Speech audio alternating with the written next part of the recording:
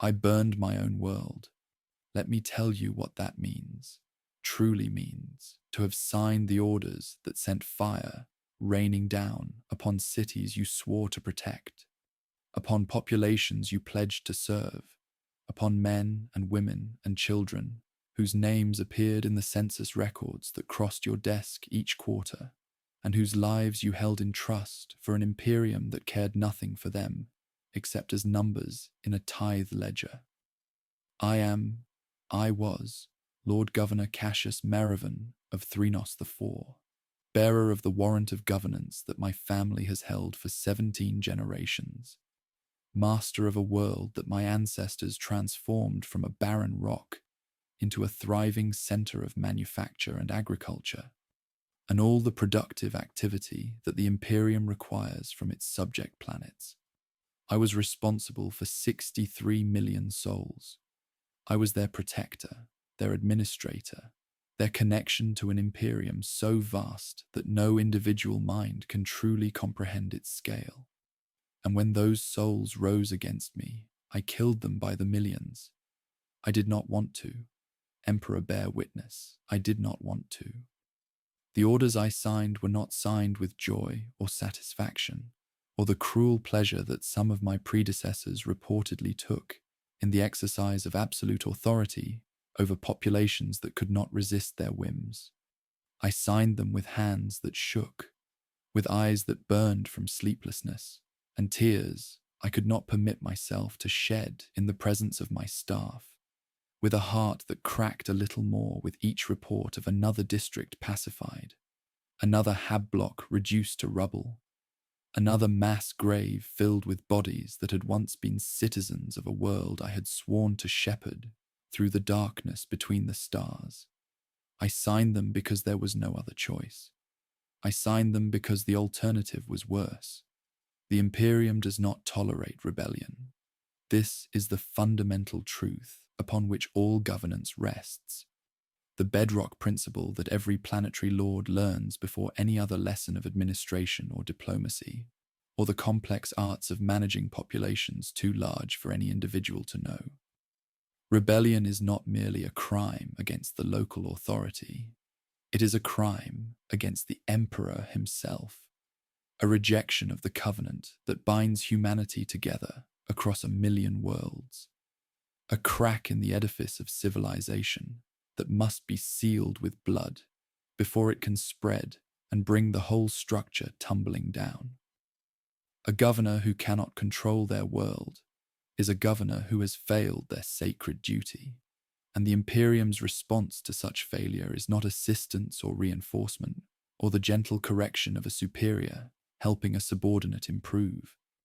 The Imperium's response is replacement, often by force, often by death. I knew this when I assumed the warrant of governance 37 years ago, knew it as clearly as I knew my own name and the names of my children, and the ancient motto of my house that had been carved above the entrance to the governor's palace for 17 generations.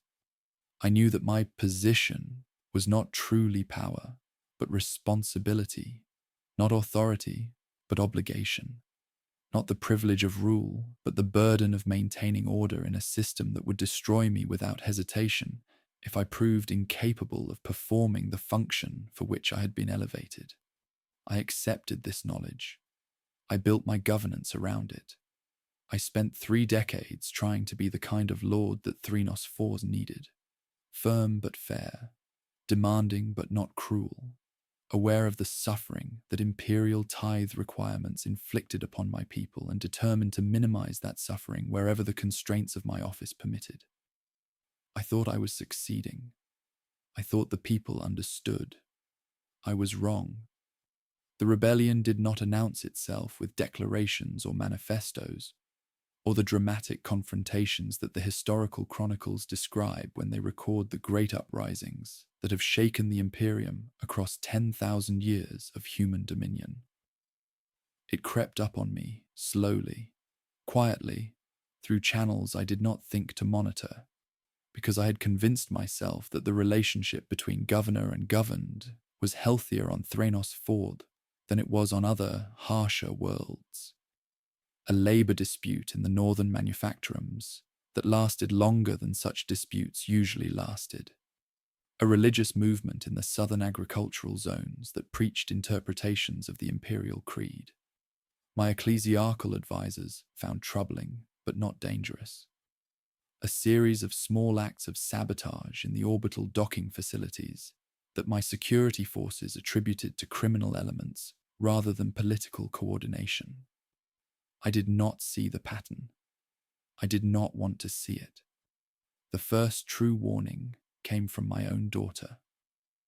Valeria was 23 years old, the eldest of my 3 children, educated in the finest scholars the sector could provide, and groomed since childhood to eventually assume the warrant that our family had held since the founding of Threenos IV as an imperial world.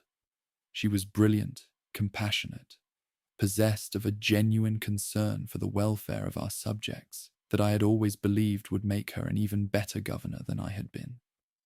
I loved her as only a father can love a daughter, with a pride and a protectiveness that went beyond reason, beyond politics, beyond the cold calculations of succession and legacy that governed so much of aristocratic life in the Imperium's hierarchy.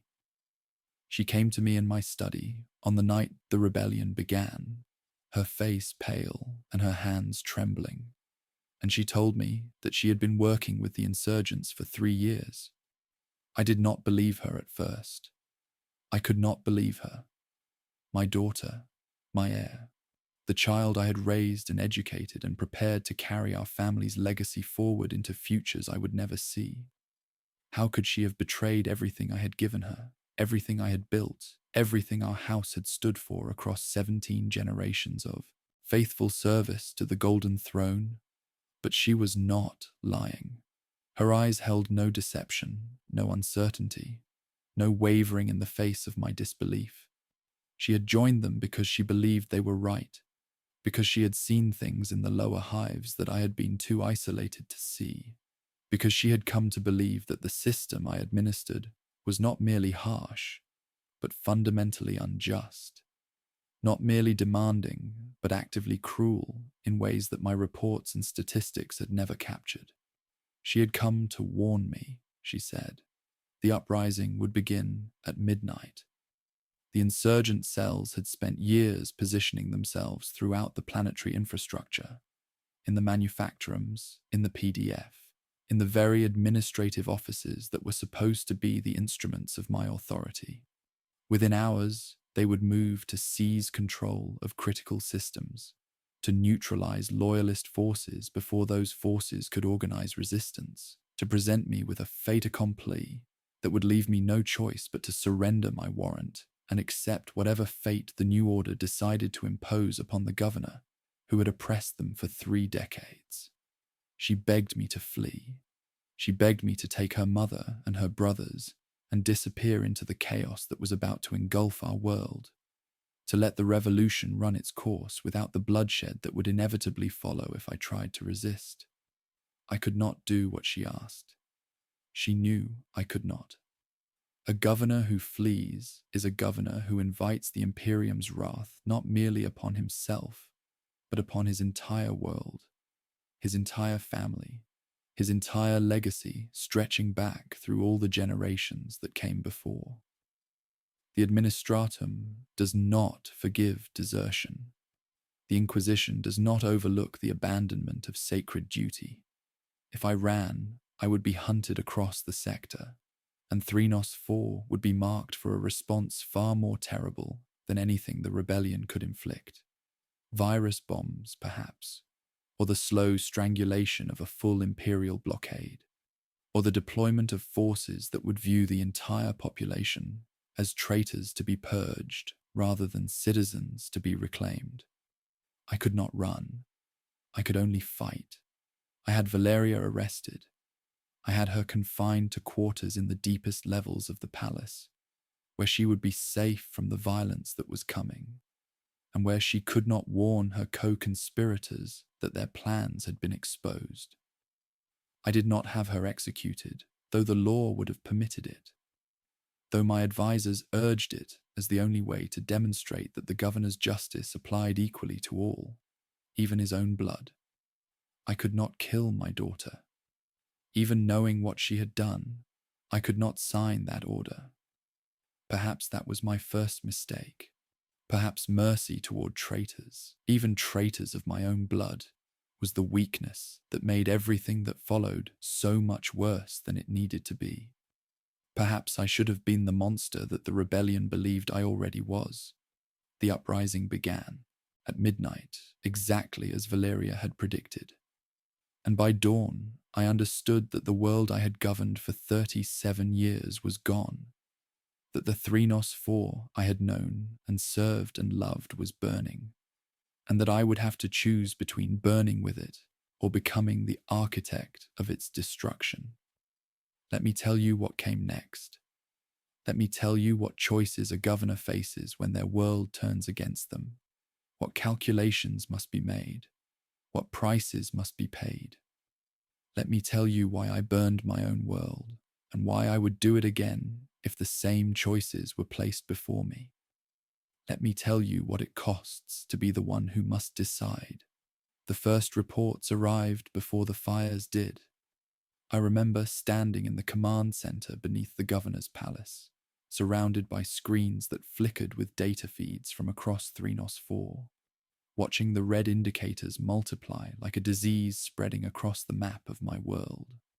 The northern manufactorums had gone dark within the first hour, not destroyed, not damaged, simply seized by workers who had spent years positioning themselves for this moment, who had been waiting for the signal that would transform them from productive citizens into soldiers of a revolution I had not believed possible.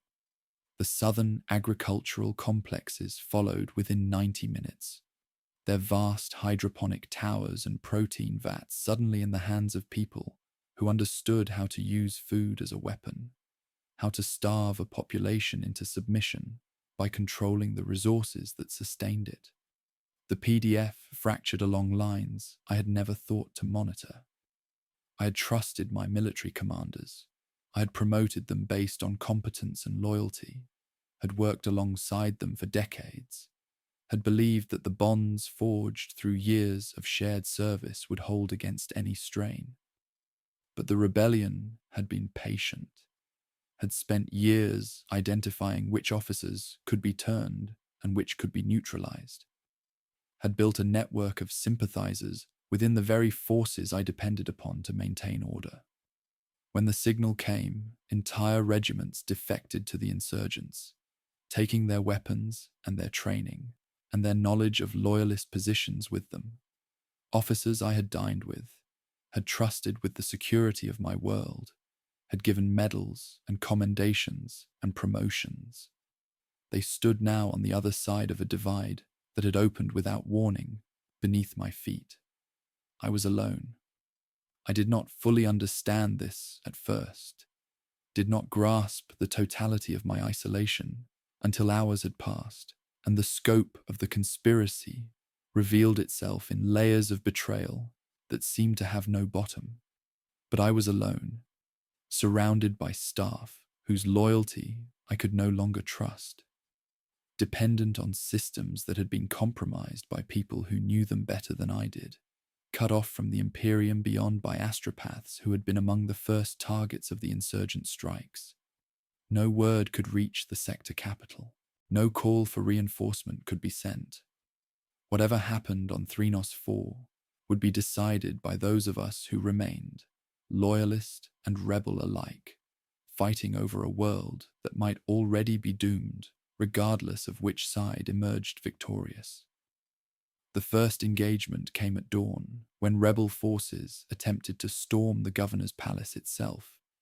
I watched it unfold from the command center, safe behind walls that my ancestors had built to withstand precisely this kind of assault, protected by the household guard, whose loyalty had been secured through generations of careful cultivation, and whose families lived within the palace grounds, hostages to their own fidelity, whether they recognized it or not.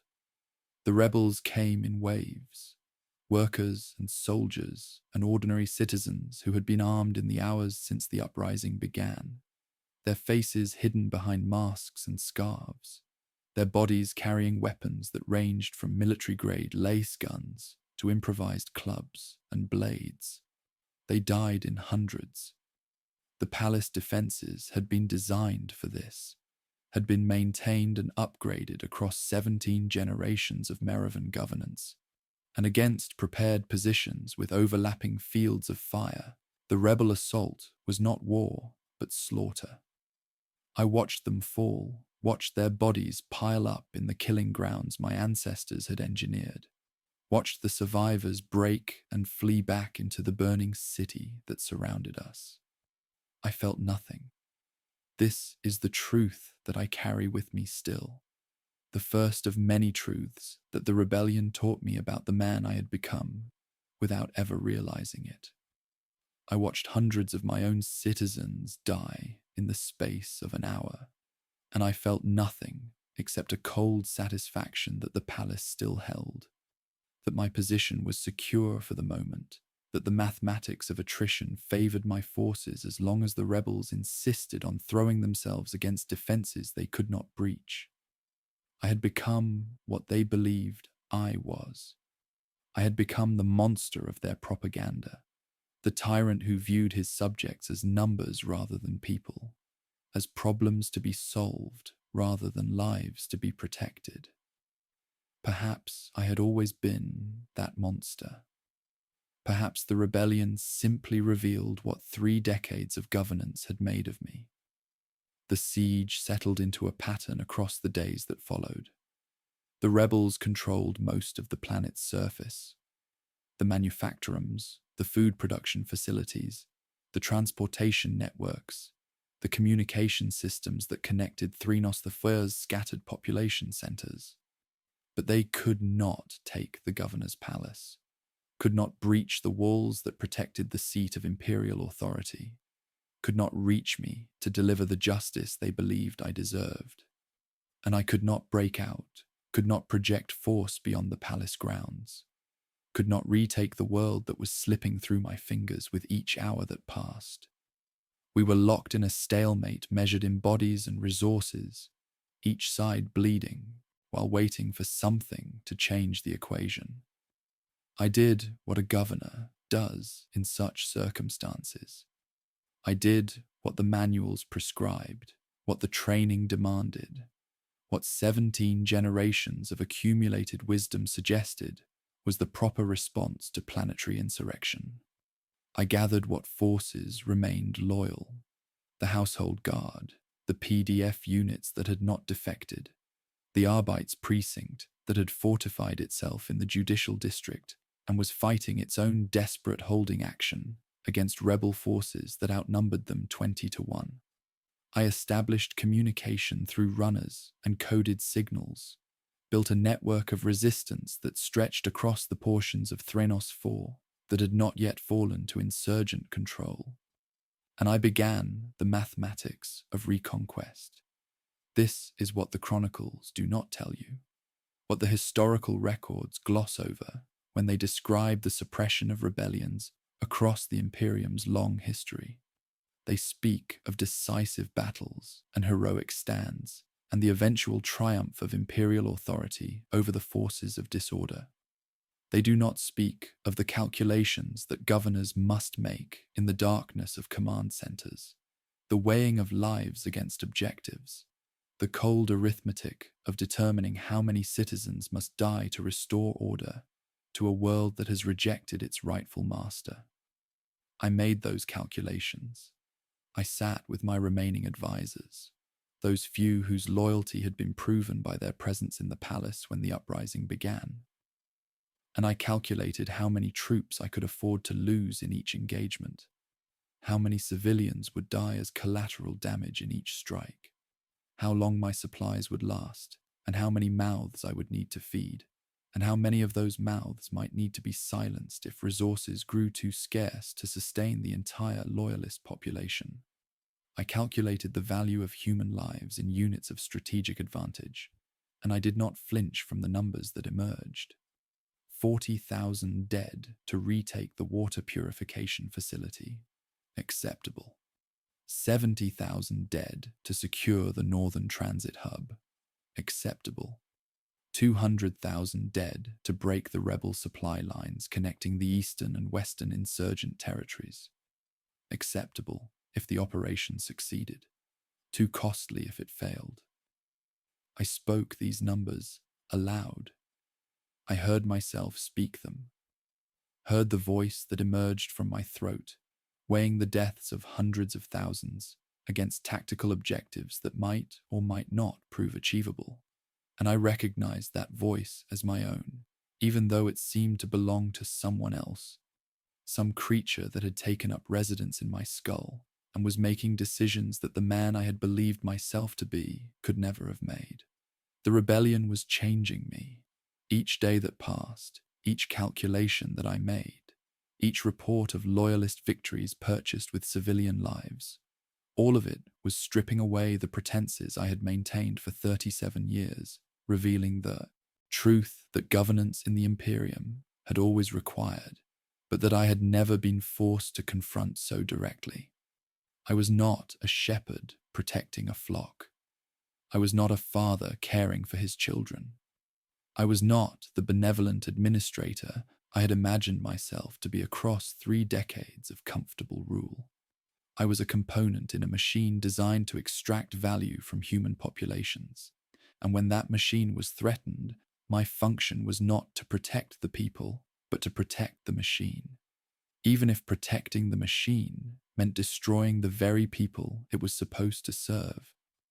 Across the galaxy, I knew, other governors were facing similar choices on similar worlds.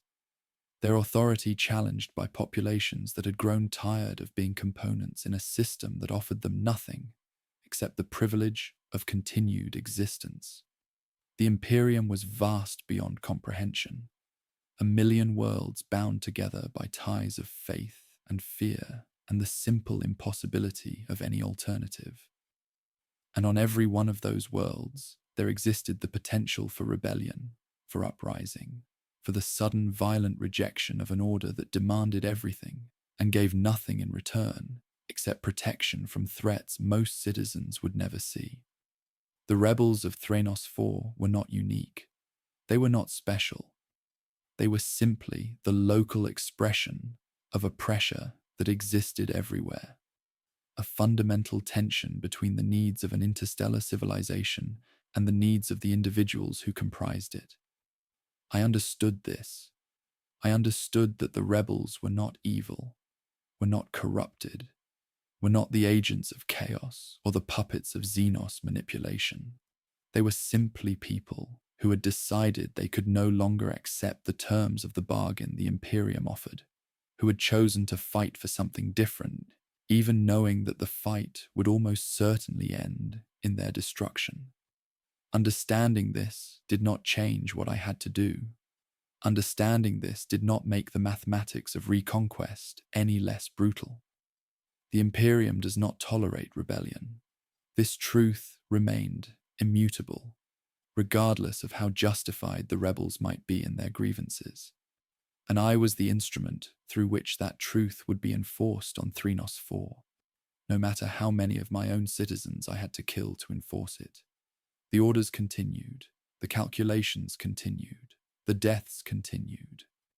And somewhere in the deepest levels of the palace, my daughter waited in her cell, listening to the distant sounds of a war that she had helped to start and that I was determined to finish, regardless of what finishing it would cost me, cost her, cost every soul that remained on a world that had once been my responsibility to protect.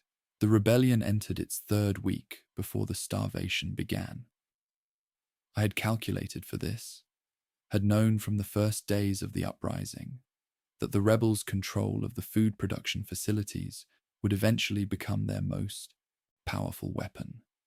The palace stores were substantial.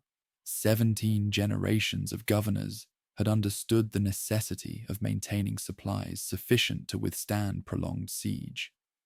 But they were not infinite, and the population that had taken shelter within the palace grounds was larger than any previous crisis had required us to sustain.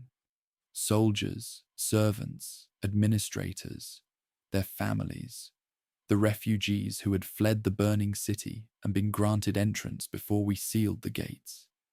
Nearly 40,000 souls dependent upon stores that had been stockpiled to support perhaps half that number. The rationing began on the 15th day. The hunger began on the 20th.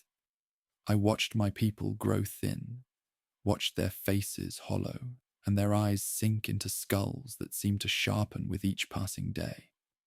The children suffered most visibly, the sons and daughters of servants and soldiers who had no understanding of the strategic situation, who knew only that their bellies ached and their parents could not explain why the food that had always been plentiful had suddenly become scarce.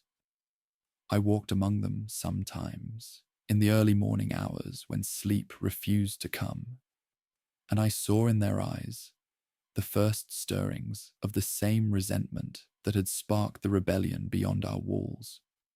Even here, even among the loyal, the seeds of future uprising were being planted by the simple mathematics of insufficient resources.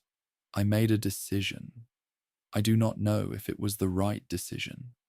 I no longer believe in right decisions. I believe only in decisions that must be made, and the consequences that flow from them, regardless of the intentions that prompted them. I ordered the non-essential population expelled from the palace. 3,000 souls, the elderly, the infirm, those whose skills did not contribute directly to the defense or administration of the loyalist holdout. I told myself that I was giving them a chance, that beyond our walls they might find food among the rebel-controlled districts, that they might survive through the charity of insurgents who were, after all, fighting for the welfare of the common people. I told myself these things, and I signed the orders, and I watched from the battlements as the gates opened, and 3,000 of my own people were pushed out into a city that had become a war zone, their faces turning back toward the walls that had sheltered them, their voices calling out pleas that I could hear even at this distance. The rebels did not show them charity. The rebels saw them as collaborators, as servants of the tyrant who had oppressed them for generations, as legitimate targets for the fury that the uprising had unleashed.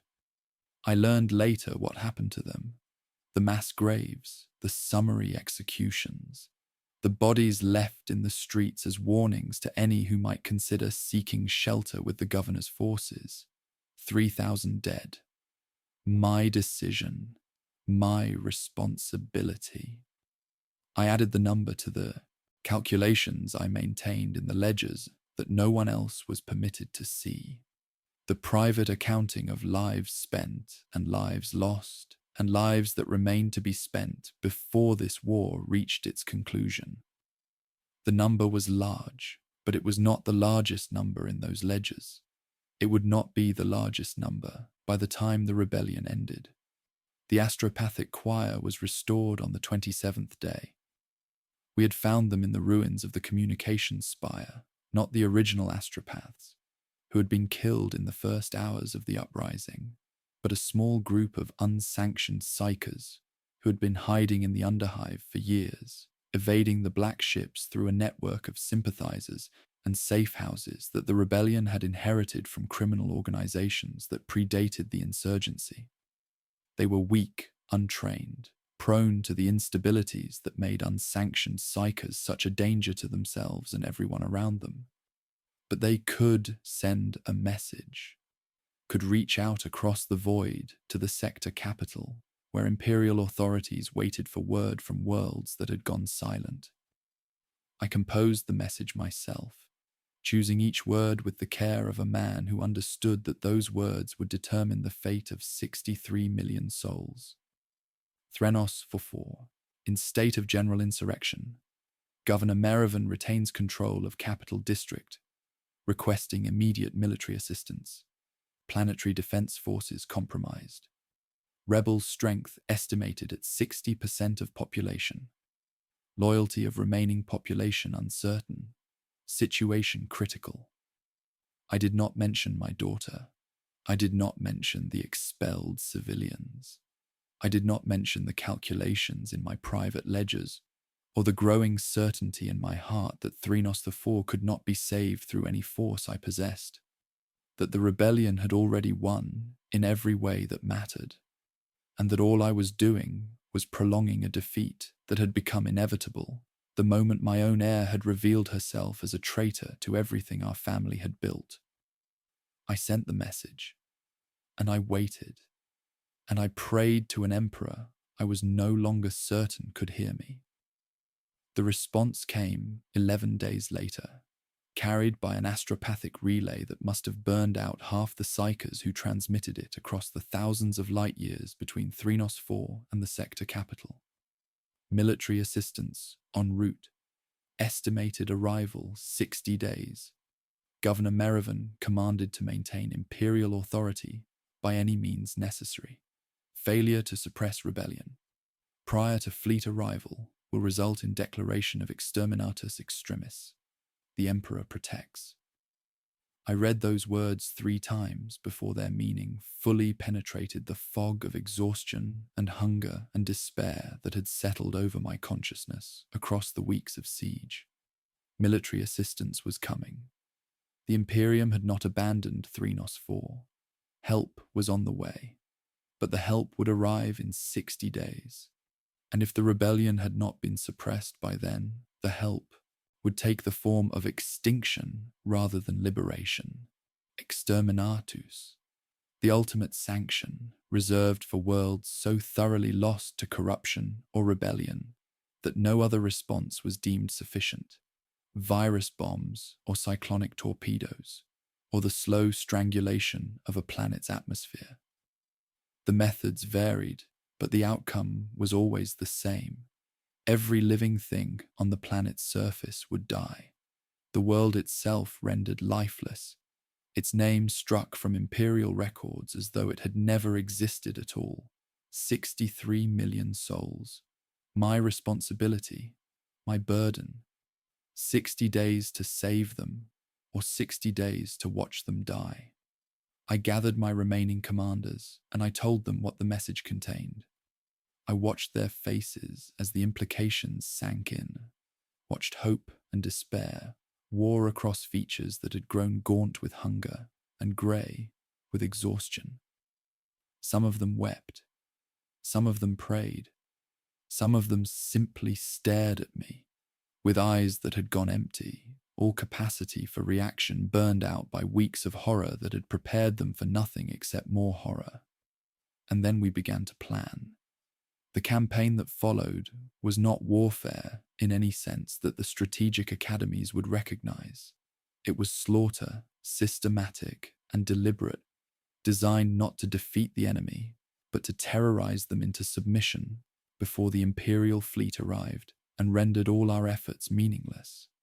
I authorized tactics that I had previously forbidden. The bombardment of civilian areas where rebel forces were known to shelter. The execution of prisoners who might otherwise have been exchanged or rehabilitated. The use of chemical agents in the underground warrens where the insurgent leadership had established their command centers. I burned districts that had stood for centuries. I poisoned water supplies that served hundreds of thousands. I ordered strikes on hospitals and schools and refugee centers where rebel sympathizers were reported to have gathered, knowing that the reports were often wrong, knowing that innocents would die alongside the guilty, knowing that each atrocity I authorized made the rebellion's cause more righteous and my own cause more monstrous. The rebels responded in kind. They had their own atrocities to commit, their own innocence to sacrifice on the altar of their cause, their own calculations to make about acceptable losses and strategic necessity. The war that had begun as uprising transformed into something older and darker, a cycle of vengeance and counter-vengeance that fed on itself and grew with each passing day. Threnos IV was dying. I could see it in the smoke that rose from burning cities, smell it in the air that had become thick with ash, and the stench of unburied dead. Feel it in the trembling of the ground as infrastructure that had taken generations to build collapsed under the weight of destruction that both sides were inflicting upon it. And somewhere in all of this, I lost track of the man I had been. I no longer calculated casualties with reluctance, no longer felt the weight of each death I ordered. The numbers had become too large, the horror too constant, the necessity too absolute. I signed execution orders without reading the names of those condemned. I authorized bombardments without asking how many civilians remained in the target zones. I made decisions that killed thousands with the same emotional investment I might once have brought to approving a routine administrative measure. I had become efficient. I had become effective. I had become exactly what the Imperium needed me to be. A governor willing to destroy his own world to save it. A lord willing to murder his own people to preserve imperial authority. A man willing to sacrifice everything he had once valued on the altar of a duty that had consumed every other aspect of his identity. 43 days into the rebellion, with 17 days remaining before the imperial fleet arrived, I received word that the rebels wanted to negotiate. They sent an emissary under flag of truce, a woman I recognized as one of my former administrative assistants, someone who had served in the governor's palace for 15 years, before the uprising revealed where her true loyalties lay. She carried a message from the rebel leadership, an offer that they believed might end the war, before the Imperium's response made ending irrelevant. They wanted to exchange prisoners. They wanted to release the loyalists they had captured in exchange for the rebels we held in our detention facilities. They wanted my daughter. They knew about Valeria. They knew I had imprisoned her rather than executed her, knew that she had been part of their movement before I discovered her betrayal, knew that she represented something valuable to both sides, a symbol of the rebellion's reach into the highest levels of imperial authority, a bargaining chip that might secure the release of leaders whose capture had crippled the insurgent command structure. They wanted her back, and in exchange, they would release 2,000 loyalist prisoners, including several senior PDF officers, whose expertise I desperately needed for the final push that might suppress the rebellion before the fleet arrived. I sat with that offer for 3 days. I did not sleep. I did not eat. I simply sat in my study, staring at the words on the data slate, calculating and recalculating the value of my daughter's life against the lives of 2,000 loyalists, against the strategic value of the officers the rebels held, against the 63 million souls whose survival depended on decisions I could no longer trust myself to make. In the end, I agreed to the exchange, not because I valued the prisoners more than my daughter, not because the mathematics demanded it, though the mathematics did demand it, not because I had stopped loving her, though I was no longer certain what love meant in the context of a war that had stripped away every other human feeling I had once possessed. I agreed because I could not save her. I agreed because keeping her imprisoned in the palace was not protection, but merely delayed execution. If the rebellion succeeded, she would die with me when the exterminatus came. If I succeeded, she would face trial for treason and be executed by imperial authorities who would not share my reluctance to kill my own blood. I agreed because letting her go was the only gift I had left to give her. The exchange took place at dawn on the 46th day. I watched from the battlements as my daughter walked across the no man's land between our positions, her back straight and her head held high, not looking back toward the father who had just signed away the last remnant of his humanity. She disappeared into the rebel lines. I never saw her again, and I returned to my command center, and I continued the calculations, and I prepared for the final 17 days of a war that had already taken everything from me except the duty that would not let me stop. The final offensive began on the 48th day. I committed everything. Every soldier who could still hold a weapon. Every vehicle that could still move. Every piece of ordnance that remained in our depleted arsenals. The released officers had provided intelligence on rebel positions, on supply caches, on the locations of the insurgent leadership council that had orchestrated the uprising from hidden bunkers scattered throughout the hive's lower levels. For the first time since the rebellion began, I had what I needed to strike not at the body of the insurrection, but at its head, to kill the minds that directed it, and leave the rest to collapse into chaos and eventual surrender. 17 days. It was not enough time. It could never be enough time. But it was all the time I had. The fighting that followed was unlike anything Threnos 4 had ever witnessed, unlike anything I had ever ordered in 37 years of governance. I unleashed forces that had been held in reserve, weapons that had been stockpiled against threats from beyond our world rather than from within it. Macro cannons that had been designed to repel orbital assault were turned against surface targets, their shells carving craters in districts that had housed millions before the war reduced them to rubble and ash. Incendiary weapons designed for use against Xenos organisms were deployed in the underground tunnels where rebel fighters had fortified their positions, filling those spaces with fire that burned without oxygen and consumed everything it touched, flesh and metal and stone alike, leaving nothing behind except the particular glassy residue that marked where human beings had once existed. I watched the casualty reports scroll across my screens, numbers climbing so fast that they ceased to have meaning, the dead accumulating in quantities that my mind could no longer process as individual lives lost. 30,000 in the first assault on the rebel-held Manufacturum district. 47,000 when we breached the underground command complex and triggered the fail-safes the insurgents had installed to prevent capture of their leadership.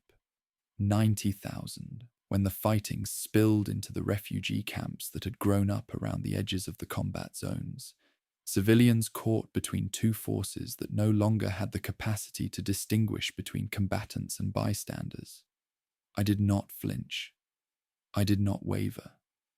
I had lost the capacity for such human responses somewhere in the weeks that had preceded this final push, had traded them for the cold efficiency that the situation demanded.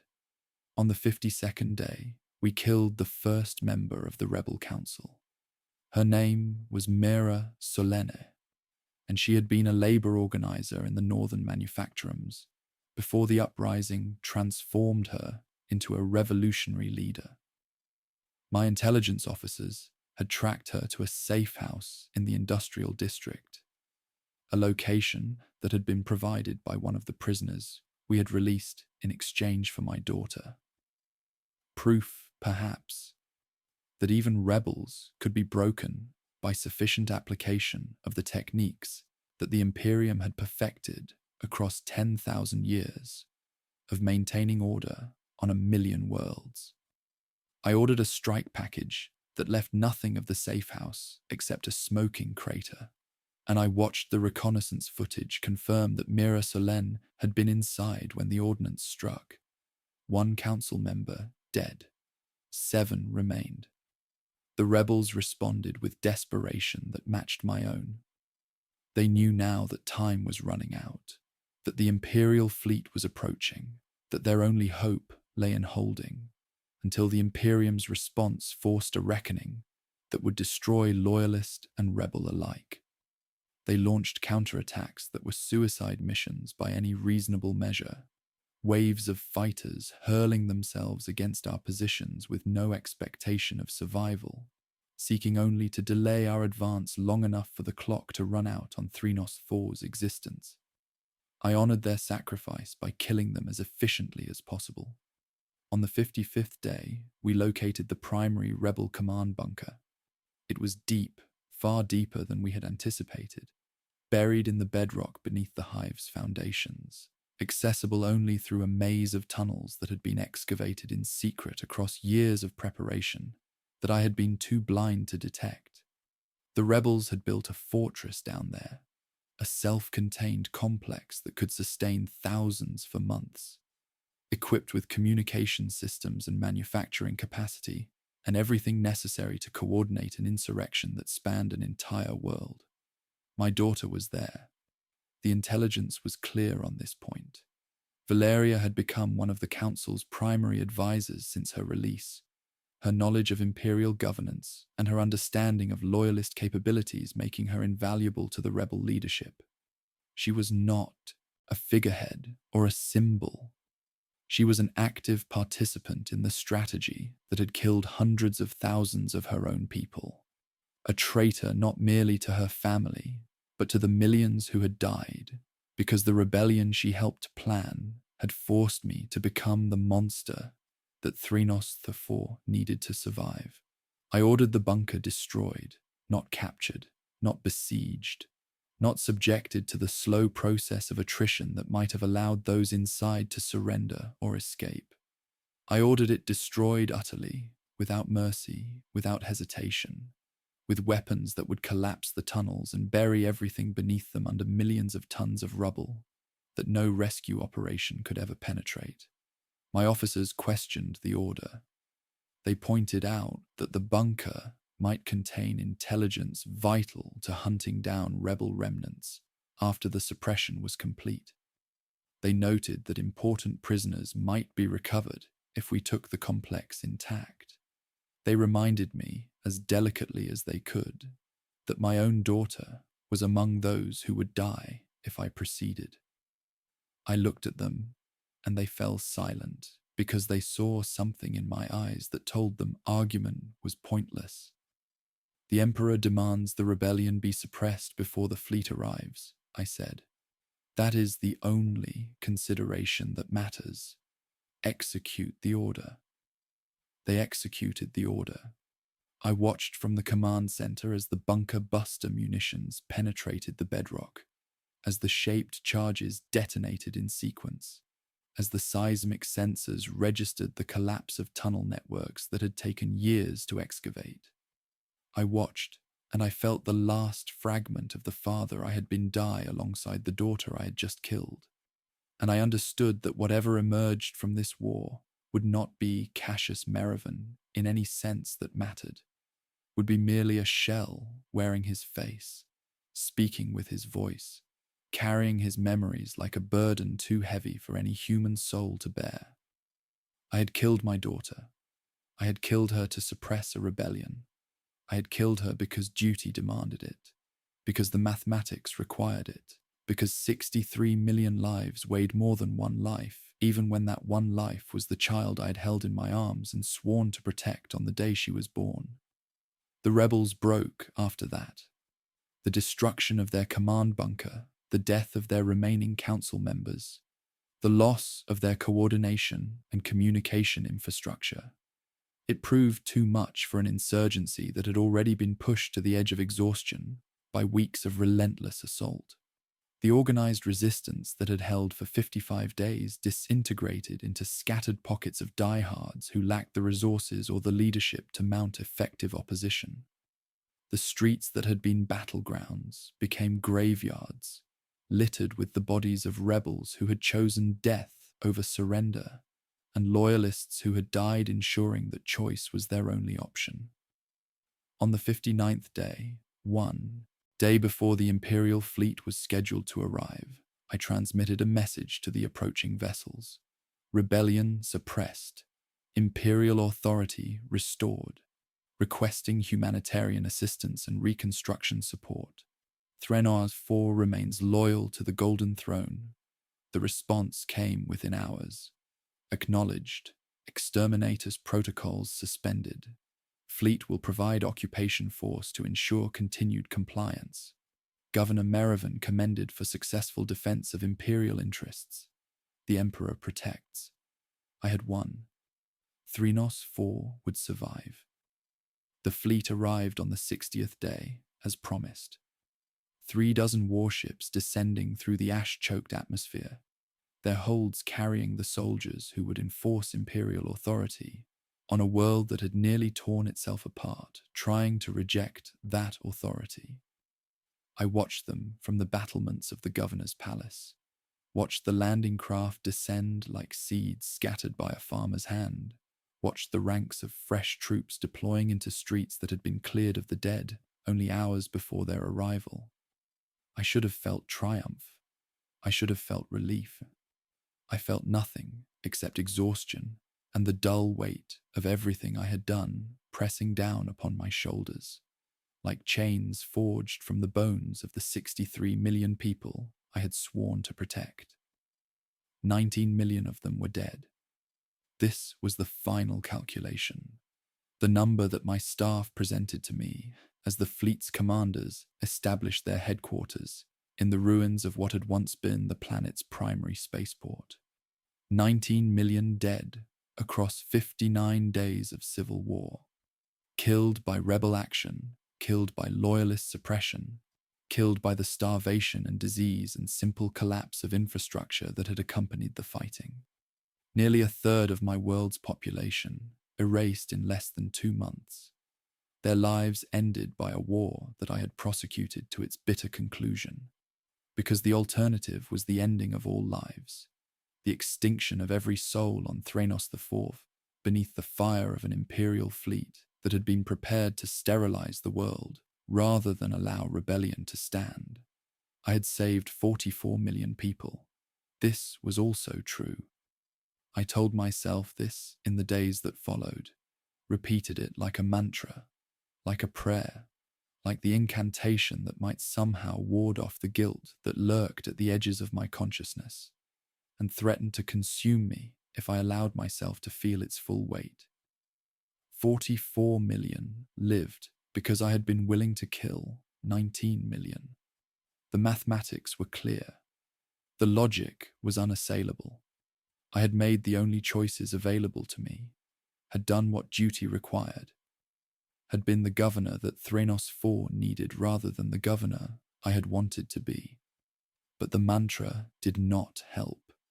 The prayer went unanswered. The guilt remained, patient and implacable, waiting for the moment when my defenses would finally crumble and it could claim what remained of my soul. The imperial commanders commended me for my service. They awarded me medals I did not deserve, citations that praised my dedication to the Imperium and my unwavering commitment to the suppression of disorder.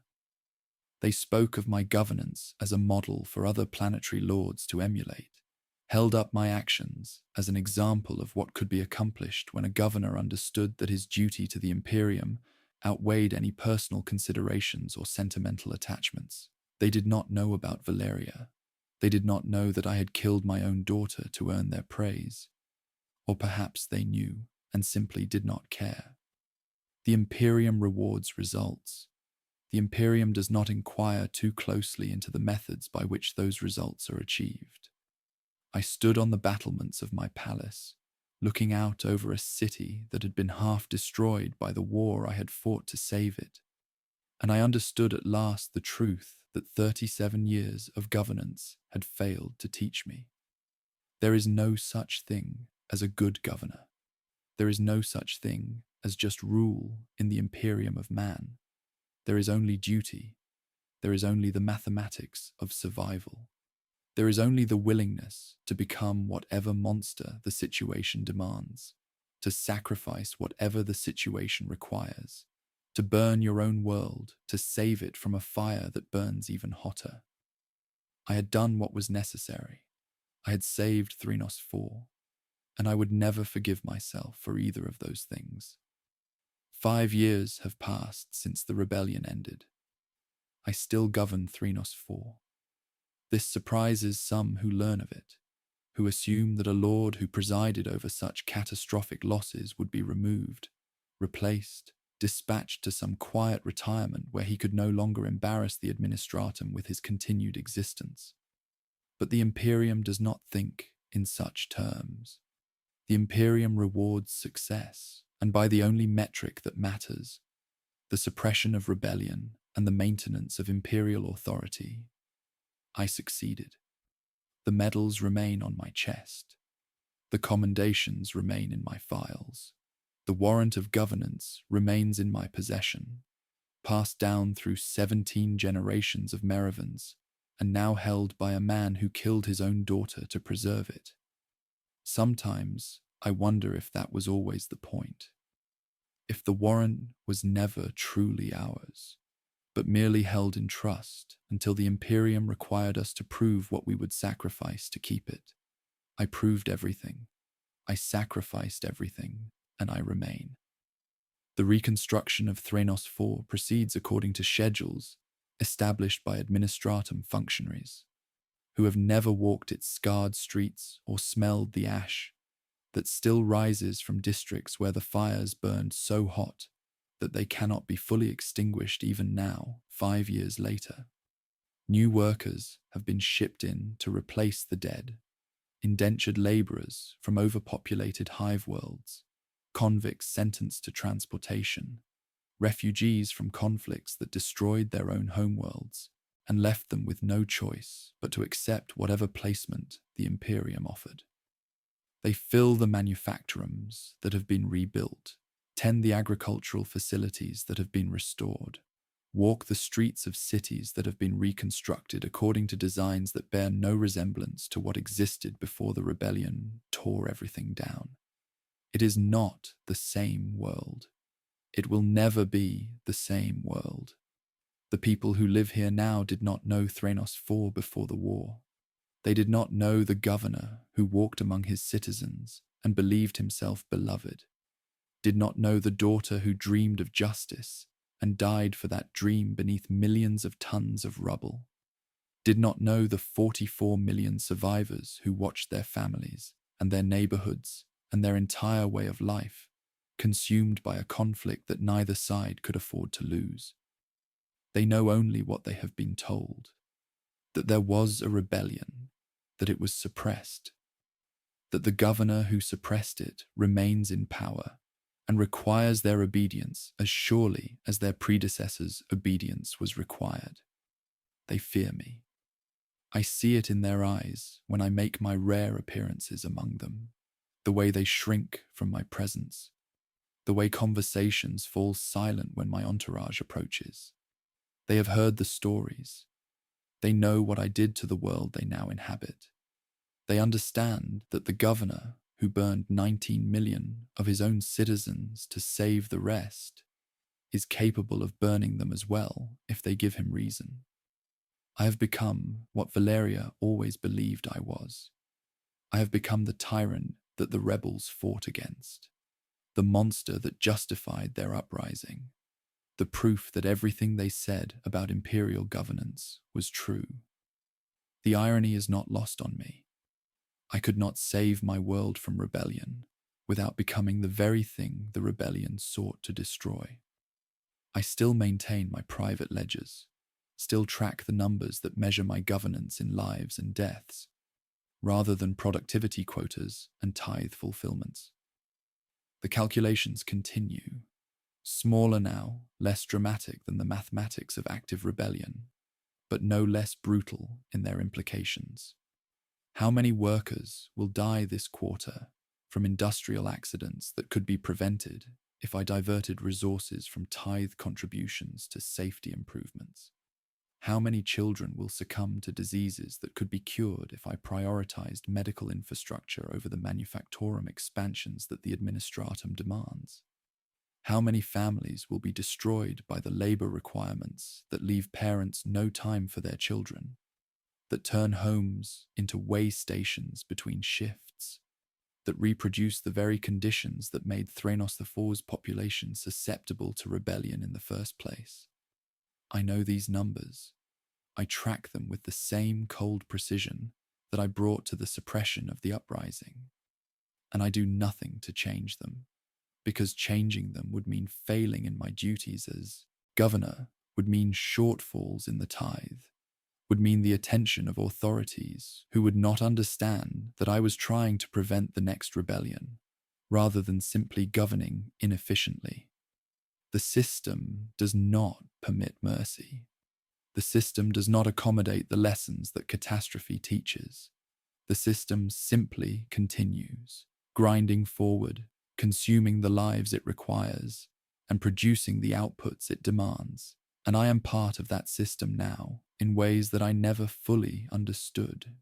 Before the rebellion showed me what governance truly means, I think of Valeria often, not as she was at the end, the traitor, the rebel, the council advisor who helped coordinate the forces that killed hundreds of thousands of her own people.